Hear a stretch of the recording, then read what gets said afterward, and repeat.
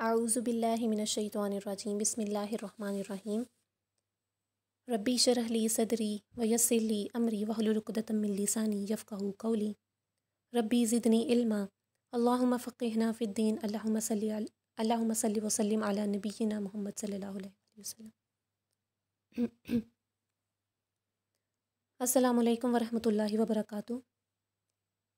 आज जो हमारा टॉपिक है वो है गुस्से पे, क्योंकि झूठ के बाद जो सबसे ज़्यादा बुराई हमारे अंदर मौजूद है आज के ज़माने में वो गुस्सा है। हर छोटा बच्चा ले लें आप, छोटे छोटे बच्चे के अंदर गुस्सा है आज, और इस बुराई को हमने अपने अंदर से ख़त्म करना है। इसलिए आज का टॉपिक हमारा है गुस्से पे। गुस्से के लिए इस्लाम में गज़ब का लफ्ज़ इस्तेमाल किया गया है, और गज़ब का मतलब होता है गुस्सा या बदतमीज़ी।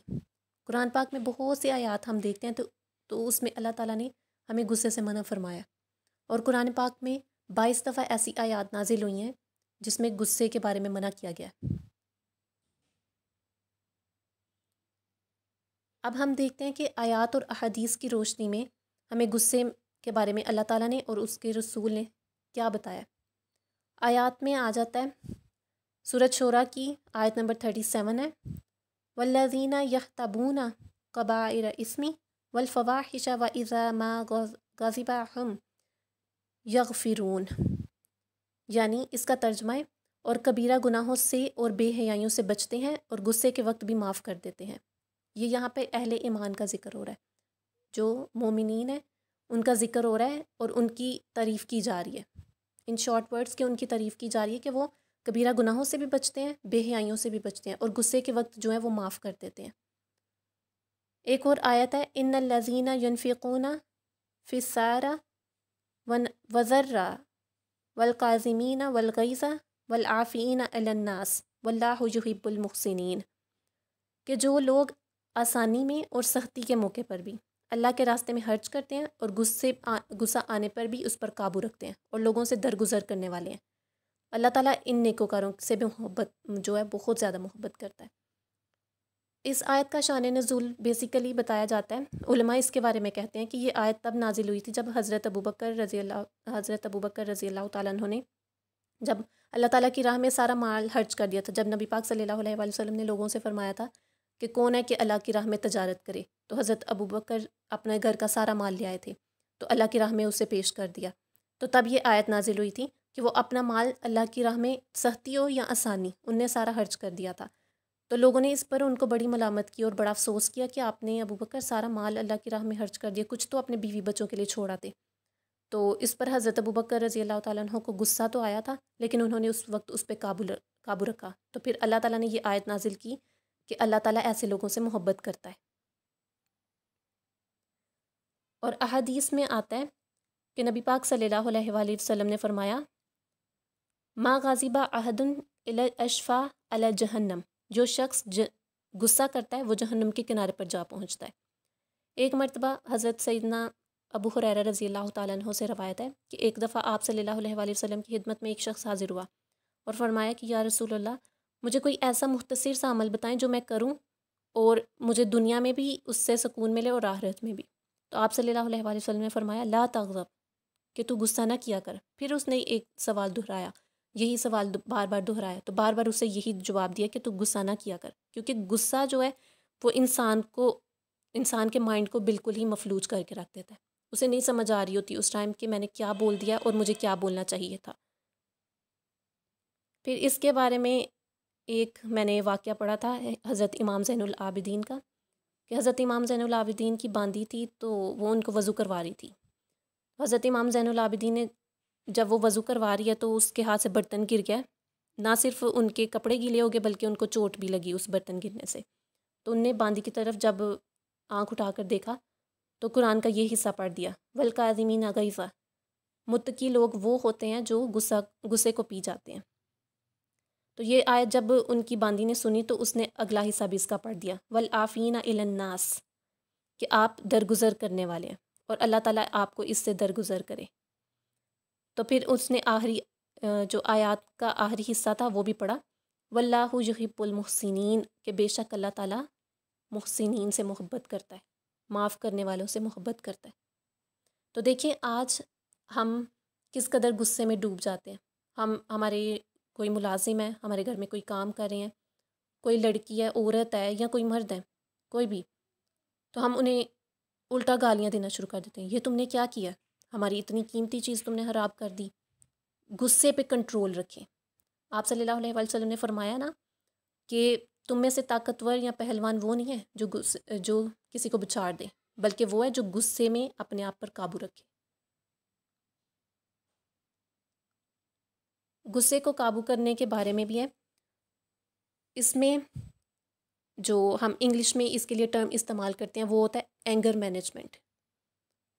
आज हमारे मुल्क में तो नहीं, लेकिन बाहर जो यूरोप है उन ममालिक में डिफरेंट डिपार्टमेंट्स हैं इस फील्ड के ऊपर। एंगर डिपार्टमेंट के लिए एक उन्हें डिफरेंट रखा हुआ है, एक फील्ड है अलग से इसकी। इसके अंदर डिप्लोमास करवाए जाते हैं MPhil PhD लेवल से। इसके लिए एक फैकल्टी उनने हायर की हुई है और वो इसको एक सब्जेक्ट की तरह पढ़ते हैं। हमारे यहाँ पाकिस्तान में तो इसको बिल्कुल भी इतनी इम्पोर्टेंस नहीं दी जाती, लेकिन दूसरे जो ममालिक हैं उनको पता होता है कि गुस्से की वजह से इंसान जो है, इसने बहुत सारे बिजनेस लॉस इसकी वजह से हो सकते हैं। तो वहाँ पे कंपनीज़ में या किसी भी बिज़नेस को स्टार्ट करवाने से पहले क्या किया जाता है कि वहाँ पे एक वर्कशॉप या उनको एक ऐसा सेशन दिया जाता है जिससे एंगर मैनेजमेंट को अपना आपने जो गुस्सा है उसको मैनेज करने का तरीका बताया जाता है कि आपने किस तरह से एम्प्लॉयर्स के साथ और किस तरह से आपने ये सब कुछ मैनेज करना है। लेकिन हमारे पाकिस्तान में अफसोस की बात यह है कि एक इस्लामी ममलकत होने के बावजूद यहाँ पे कोई इस तरह का सिस्टम मौजूद नहीं है।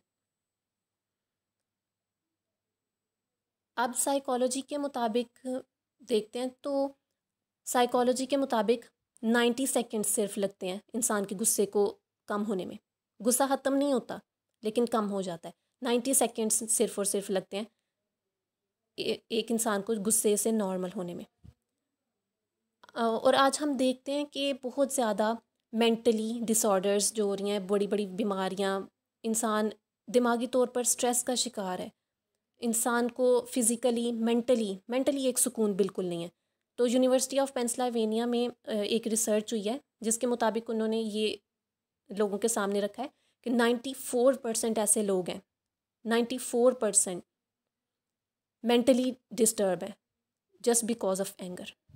गुस्से की वजह से, गुस्से की वजह से ये जितना भी स्ट्रेस है, जितना भी आप लोगों को मेंटली आप डिस्टर्ब हैं, ये सब कुछ गुस्से की वजह से।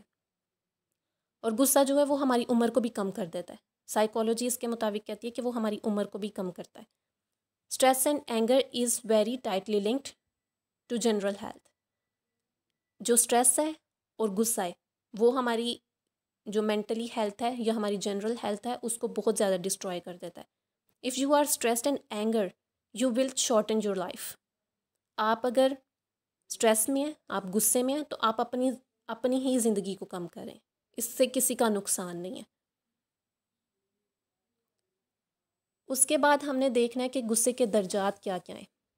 गुस्से के ना 3 दर्जे होते हैं। पहला दर्जा होता है तफरीत, दूसरा दर्जा होता है एतदाल और तीसरा दर्जा जो है वो होता है इफ्तरा। पहले दर्जे में तो वो लोग होते हैं जो बिल्कुल ही किसी चीज़ को सुन के बस, वो हमारे यहाँ टर्म यूज़ होती है अल्लाह लोग, लेकिन वो अल्लाह लोग होना एक जिसको कह लें कि जिसके अंदर गैरत नहीं होती ना बिल्कुल भी, वो लोग हैं पहले दर्जे में, जिन पे जितना मर्ज़ी गुस्सा किया जाए, जितना मर्ज़ी उनको कहा जाए, वो काम कूल एंड काम और आराम से बैठे हुए हैं। किसी काम की उनको कोई फ़िक्र नहीं है, लोग हमारे बारे में क्या बातें कर रहे हैं, क्यों कर रहे हैं, हमें कुछ समझाने की कोशिश की जा रही है, लेकिन उनके कहते हैं ना कान कान पे जूना रेंगना, उनको कोई फ़र्क ही नहीं पड़ रहा होता। कोई क्या कह रहा है, कोई उनकी बेहतरी के लिए भी कोई बात की जा रही है तो उनको कोई फ़र्क ही नहीं पड़ता। तो इस बारे में हज़रत सैयदना इमाम शाफ़ी रहमतुल्लाह फरमाते हैं कि जिस शख्स को गैरत दिलाई जाए, इसे फिर भी गुस्सा ना आए, तो वो गधा है, उसकी मिसाल एक गधे की तरह है। फिर दूसरा दर्जा आ जाता है, इससे मुराद है हालत इतदाल।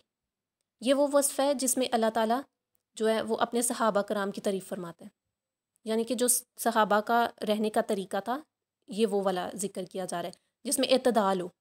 और इस्लाम भी जो है वो मियाना रवि और इतदाल को पसंद करता है, दरमियानी राह। कुरान मजीद में आता है कि काफिरों पर सख्त हैं और आपस में नरम है। अशद्दु अलल काफिर वरहमा बैनहुम। कि आपस में मुसलमान एक दूसरे के लिए नरम मिजाज हैं लेकिन काफिरों पर सख्त हैं। अब देखें, हम आपस में हम अपना मुहासबा करें आज, तो हम आपस में एक दूसरे के साथ जो है वो बहुत ज़्यादा रूड है, बहुत ज़्यादा। लेकिन जब हम किसी यूरोपीय ममालिक में जाएं तो उधर जाके हम दूसरों के सामने हेलो हाय, मतलब अंग्रेज़ों के साथ हम अपने आप को इस तरह करते हैं कि हम बहुत नीचे हैं और आप बहुत ऊपर हैं, और हम उनसे हेलो हाय और सेल्फीज़ ले रहे हैं और बहुत ज़्यादा इंट्रोडक्शन और सब कुछ हो रहा है। लेकिन अल्लाह ताला ने जो कुरान में एक मोमिन का वस्फ बताया है, एक मोमिन की सिफ़त बताई है, वो ये है कि वो काफ़िरों पर सख्त हैं और आपस में नरम दिल है। लेकिन हम बिल्कुल उलट हैं, बिल्कुल ही उल्ट। अब इधर से आप अंदाज़ा लगा सकते हैं हम किस कदर पस्ती में जा रहे हैं। तीसरा दर्जा है इफ्तरात।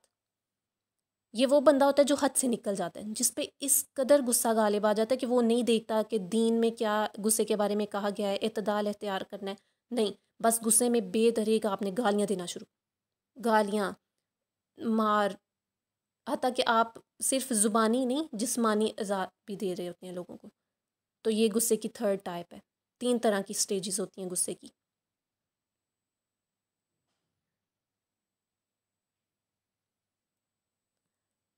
हज़रत आयशा रज़ी अल्लाह ताला अन्हा थीं, तो उन्हें ना बहुत ज़्यादा गुस्सा आ जाया करता था कभी-कभार। तो नबी पाक सल्लल्लाहु अलैहि वसल्लम ने उन्हें फ़रमाया, "क्या तुम्हारे पास शैतान आ गया है?" उन्होंने अर्ज़ की, "क्या आपके पास शैतान नहीं आता?" तो आप सल्लल्लाहु अलैहि वसल्लम ने फ़रमाया कि मेरे साथ भी शैतान होता है, लेकिन मैंने अल्लाह ताला की बारगाह में दुआ की थी और मेरा शैतान जो है वो मुसलमान हो गया। अब वो मुझे नहीं वर्गलाता। तो तुम भी दुआ किया करो कि तुम्हारा शैतान भी मुसलमान हो जाए। और मेरा शैतान जो है वो अब मुझे बिलाई के अलावा और कोई बात नहीं कहता। अब यहाँ से आप लोग सोच रहे होंगे कि शैतान जो है वो मुसलमान कैसे हो गया? तो हमारे साथ ना हर वक़्त एक शैतान मौजूद होता है जिसे हम करीन कहते हैं। अपना जिन हमारे साथ मौजूद होता है। वो हमें हर वक़्त, वो हमारी अपनी ज़ात से रिलेटेड होता है। एक हर छोटा शैतान जो है ना वो हमारे साथ होता है, छोटा-छोटा एक शैतान हमारे साथ मौजूद होता है। तो वो हमें बुराई की तरफ भी उकसाता है और कभी-कभी हमें नेक होने पे भी हमें कहता है तुम तो बड़े नेक हो, तुम तो बड़े ये हो, तो मतलब आपके अंदर गुरूर पैदा करना चाह रहा होता है। तो आप सल्लल्लाहु अलैहि वसल्लम ने अपने करीन के लिए अल्लाह ताला से दुआ की थी कि मुझे इसको जो है मुसलमान कर दें ताकि ये मुझे वर्गला ना सके। आपका नफ्स जो है, सबसे बड़े जिसे आप नफ्स कहते हैं ना, वो आपका करीन है। करीन जो है वो बहुत बुरी चीज़ है। अगर वो नेक हो तो बहुत अच्छा है, और अगर बद हो जाए तो फिर आपको उसके शर से कोई बचा ही नहीं सकता। आज हमारे मुआशरे में हम देखते हैं तो किस कदर गुस्सा किए जा रहे हैं हम लोगों पे। छोटा सा बच्चा है, उससे ही ले लें, इतना गुस्सा है कि उसने माँ ने एक चीज़ पूरी नहीं की, अब गुस्से में उसने वो कार्टून्स देख रहे हैं। आजकल मैं भी देख रही हूँ कि हमारे घर में भी डिफरेंट वीडियोस देखी जा रही होती हैं, बच्चे छोटे-छोटे मोबाइल्स लेके। तो उसमें आपने गुस्सा करना है तो आपको चीज़ मिल जानी है। अब हमारे बच्चों ने वो सीख लिया कि हम गुस्सा करेंगे थोड़ा-सा, रोएँगे, फ़र्श पे बैठेंगे, तो हमें गुस्से से मिल जाना है। वालिदैन को हम थोड़ा-सा तंग करेंगे, गुस्सा करेंगे तो हमें ये चीज़ मिल जाएगी। ये चीज़ हम कार्टून से सिखवा रहे हैं बच्चों को। और जब आप जब अपने बच्चों को मोबाइल्स लगा के दे देते हैं तो उस पे नज़र रखा करें कि वो देख क्या रहा है, हमारा बच्चा जा किस तरफ रहा है। उसको इस्लामिक वीडियोज़ लगा के दें, इस्लामी चैनल्स लगा के दें, या इस्लामिक कार्टून्स हैं, उसे वो लगा के दें। उसे बताएं कि बेटे ये हमारी नॉर्म्स हैं, ये हमारी वैल्यूज़ हैं, इससे तजावुज़ नहीं करना, और ये जो आप कर रहे हो ये अल्लाह ताला ने इससे मना किया है। हम नहीं बताएंगे तो उनको आहिस्ता-आहिस्ता ये चीज़ डेवलप होती जाएगी और वो बड़े होने तक वो चीज़ सीख लेंगे, और फिर बड़े होने तक वो गुस्सा इंसान के अंदर मौजूद रहता है। आदमी के अंदर जो है वो गुस्सा जो है वो एक इस तरह की गुस्सा जो है वो नेचुरल है इंसान के अंदर। अल्लाह ताला ने जब इंसान को बनाया था तो उसके अंदर एक तो नफसानी ख्वाहिशात और दूसरा गुस्सा, ये इंसान के अंदर रख दिया था।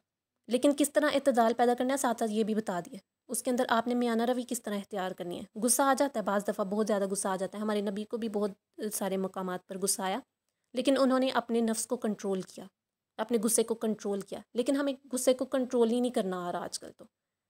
तो आप गुस्से को कंट्रोल किस तरह से कर सकते हैं?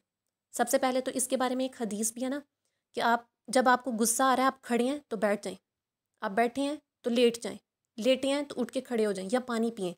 आप सल्लल्लाहु अलैहि वसल्लम ने इसके बारे में फरमाया कि गुस्सा जो है वो आग की तरह है। गुस्सा आपके पेट में एक आग की गोली की तरह घूम रहा होता है, और इसे एक तो पानी बुझा सकता है, और आग को सिर्फ और सिर्फ पानी ही बुझा सकता है, या वज़ू बुझा सकता है इसे। या तो आप पानी पी लें या वज़ू कर लें। और इसके लिए आप सल्लल्लाहु अलैहि वसल्लम ने, एक सहाबी आए तो उन्होंने पूछा कि या रसूल अल्लाह, गुस्से को कम करने के लिए कोई दुआ बताएं। तो आप सल्लल्लाहु अलैहि वसल्लम ने फरमाया, औज़ु बिल्लाहि मिनश शैतानिर रजीम, कि मैं शैतान से तेरी पनाह मांगता हूँ। गुस्सा जो है वो शैतानी अमल है, ये शैतान की तरफ से होता है। जो हमारा करीन होता है ना, वो हमें उकसा रहा होता है गुस्से पे। लेकिन हमारे यहाँ बहुत सारी चीज़ों में ये भी मैंने देखा है कि जब आप अपने गुस्से पे कंट्रोल करना शुरू हो जाते हैं ना, फिर अगला बंदा आपको जीने नहीं देता। एक बंदा पहले ही बहुत ज़ब्त करके बैठा हुआ है, बहुत कंट्रोल करके कि अल्लाह के लिए मैंने नहीं बोलना। आप उसे फिर मज़ीद पंप किए जा रहे हो, मज़ीद आप उसे तंग किए जा रहे हो, फिर वो फट जाता है। जिस तरह लावा नहीं फटता, फिर वो आखिरकार फट के बोल ही पड़ता है कि तुमने ये किया था, ये किया था, इस वजह से मैंने इस तरह किया। जब एक बंदा खामोश है तो उसे रहने देना। इंसान किसी हालत में भी किसी को जीने नहीं देते। अगर कोई खामोश बैठा है तो आपको उससे क्या तकलीफ़ हो रही है? अगर वो चुप है, आपकी किसी बात पे गुस्सा भी है उसे, वो चुप है, लेकिन फिर भी आप उसे इतना प्रेशराइज़ कर रहे हैं, इतना उसे पंप कर रहे हैं कि वो फट के बोल ही पड़ता है कि ये वजह है और इस वजह से तुमने इस तरह मेरे साथ किया है, तो मैं गुस्सा भी ना करूँ, या चुप भी नहीं बैठने देते। एक मर्तबा हज़रत अबू बकर सदीक़ रज़ी अल्लाह तआला अन्हु थे, तो उनसे एक आदमी ने आके झगड़ना शुरू कर दिया। बहुत ज़्यादा गाली गलौज शुरू कर दी और लड़ना झगड़ना स्टार्ट कर दिया।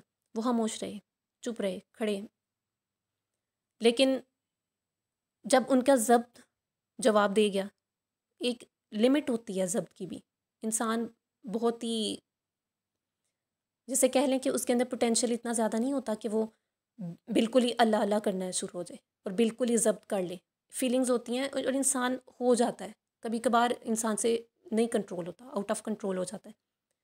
तो वो भी आउट ऑफ कंट्रोल हो गए, तो उनने भी बोलना शुरू कर दिया आगे से और जवाब दिया ना। तो आप सल्लल्लाहु अलैहि वसल्लम पास बैठे ये चीज़ देख रहे थे, तो उन्होंने फरमाया कि जब जब वो शख्स चला गया ना, तो आप सल्लल्लाहु अलैहि वसल्लम ने फरमाया कि जब अबू बकर तुम चुप थे ना, तो फरिश्ते तुम्हारी तरफ से जवाब दे रहे थे, लेकिन अब तुमने बोलना शुरू किया है, तो अब फरिश्ते नहीं बल्कि तुम अपनी अपने नफ्स के लिए लड़े हो। इधर से ही इस बात का अंदाज़ा लगाएं कि अल्लाह ताला आपका बदला लेता है। किसी भी चीज़ में, किसी भी चीज़ में आप दुनिया में देखेंगे, तो आप अगर किसी को माफ़ करने कर देते हैं ना, उस वक्त आप किसी को कहते हैं जाओ छोड़ो, दफ़ा करो, जो भी है, जाने दे रहे हैं आप उस वक्त। तो फिर देखिएगा अल्लाह ताला आपके साथ किस तरह इंसाफ करता है।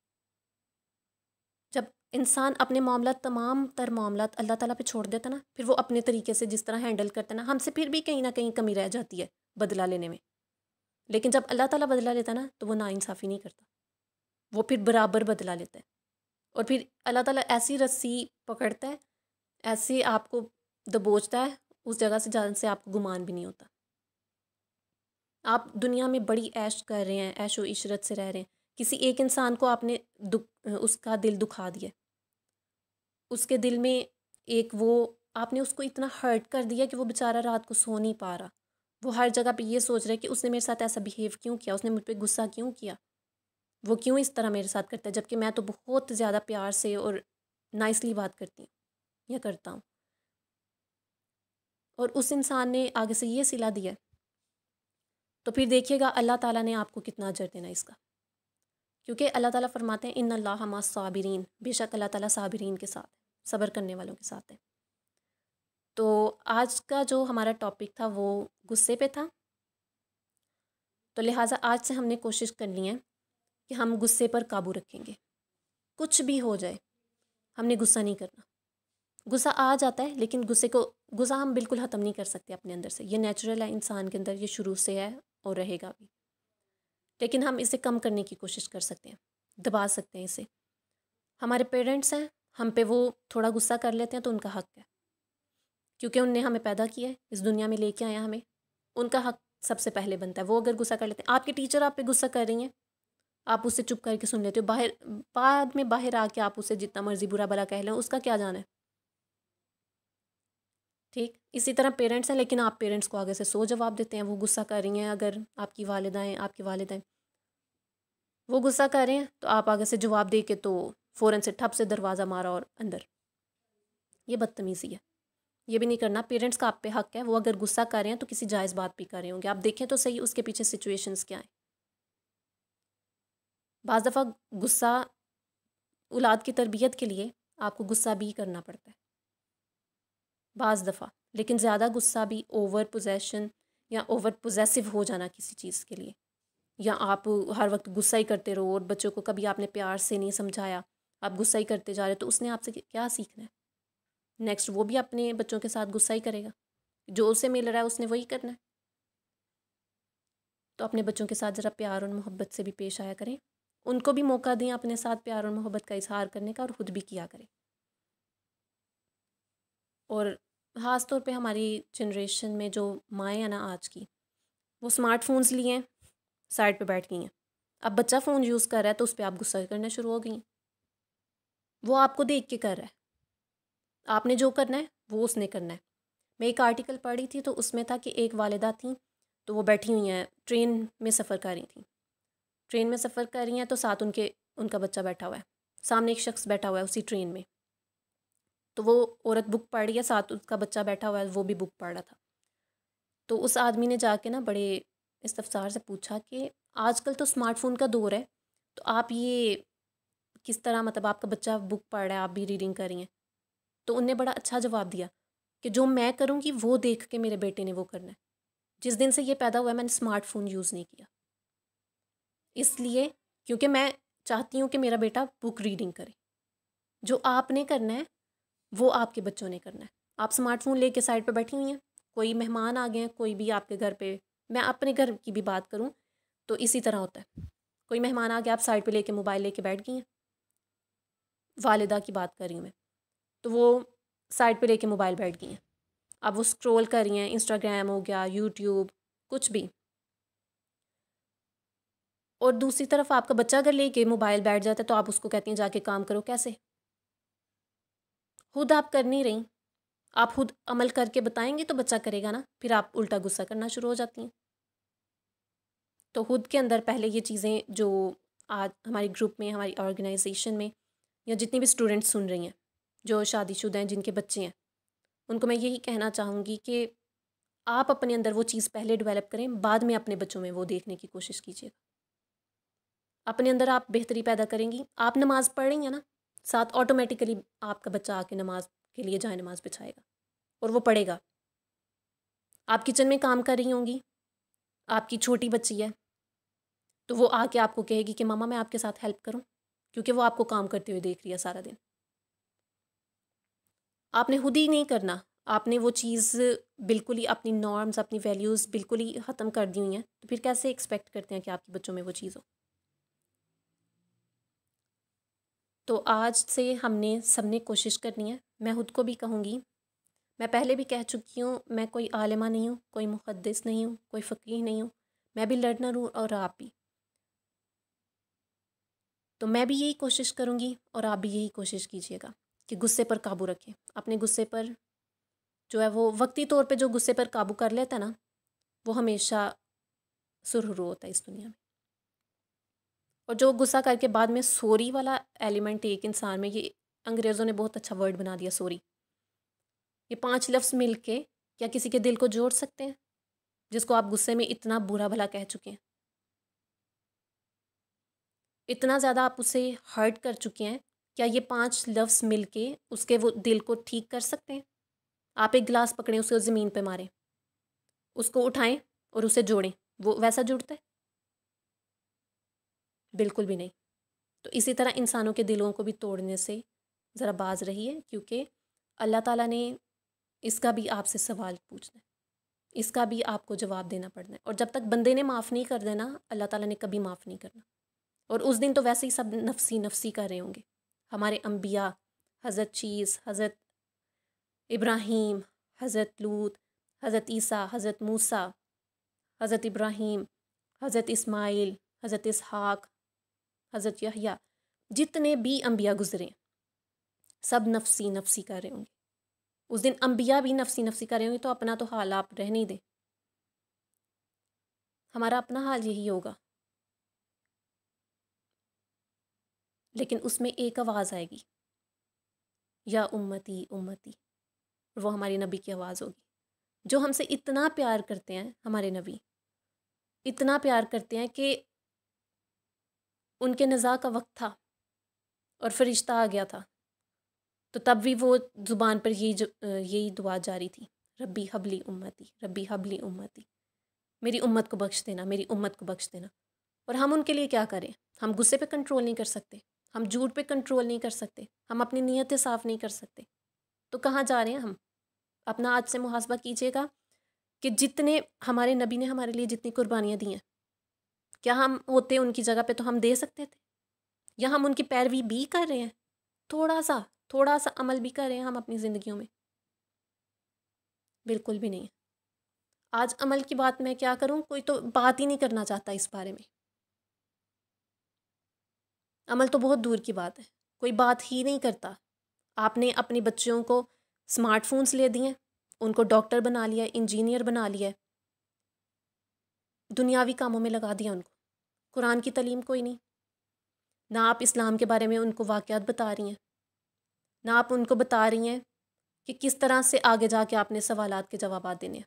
जबकि अल्लाह ताला ने आपको पहले से ही क्वेश्चन पेपर थमा दिया है कि ये क्वेश्चंस आने हैं, रिज़ल्ट रिज़ल्ट भी आपको बता दिया है कि इसके बदले में ये मिलेगा, इसके बदले में ये मिलेगा। फिर भी हम उस पेपर की तैयारी नहीं कर। दुनिया में हमें अगर एक वो पेपर मिल जाता है, लीक हो जाता है पेपर, हम उस पे बड़े रट्टे लगा के बड़ी अच्छी तैयारी करके जाते हैं और अच्छे मार्क्स गेन कर लेते हैं, क्योंकि वो पेपर लीक हो चुका है, हमें पता चल गया था उसमें क्या आना है। अल्लाह ताला ने शुरू से वो पेपर लीक कर दिया हुआ है, और हम फिर भी उसको अनदेखा करें, आंखें बंद करें और दुनिया की हवस में लगे हुए। तो खुदारा डरें उस खुदा से, बेशक वो रहमान है, लेकिन उसने बता दिया अपनी हदूद। दूसरों को हर्ट करना सबसे ज़्यादा जो आज के मुआशरे में जो है ना, रज़ाइल अखलाक में, वो दूसरों की दिल आज़ारी करना सबसे ज़्यादा। आप छोटी छोटी बात पे गुस्सा भी कर लेते हैं, झूठ भी बोल लेते हैं, दूसरों की दिल आज़ारी कर लेते हैं, और वो चलते बने, और बाद में आके वो 5 हर्फ सॉरी, उसका उसने क्या करना है?